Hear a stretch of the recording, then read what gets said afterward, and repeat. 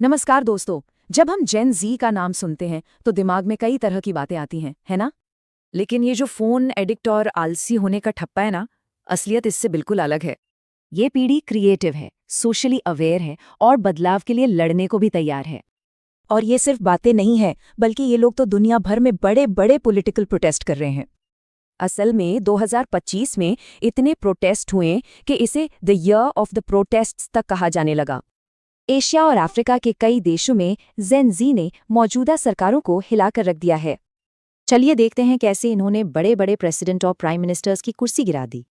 Madagascar में कहानी शुरू हुई पानी बिजली के संकट से, पर यह मामला बहुत जल्दी बढ़ गया।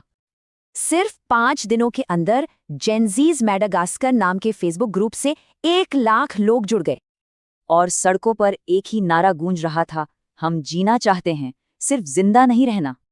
विरोध इतना तेज हुआ कि 3 हफ्ते के अंदर ही प्रेसिडेंट को देश छोड़कर भागना पड़ा।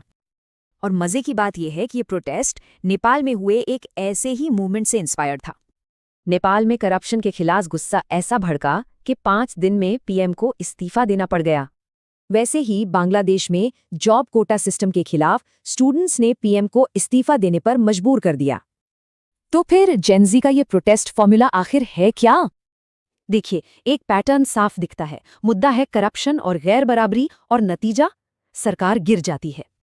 और इनका सबसे बड़ा हथियार फेसबुक, टिकटॉक, इंस्टाग्राम, मीम्स और रील से अपनी बात फैलाते हैं।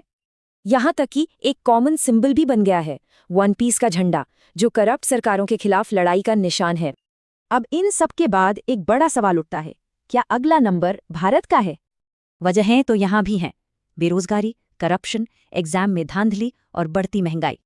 लेकिन कुछ एनालिस्ट्स का मानना है कि यहाँ का पॉलिटिकल माहौल एक बैलेंसिंग फैक्टर रहा है।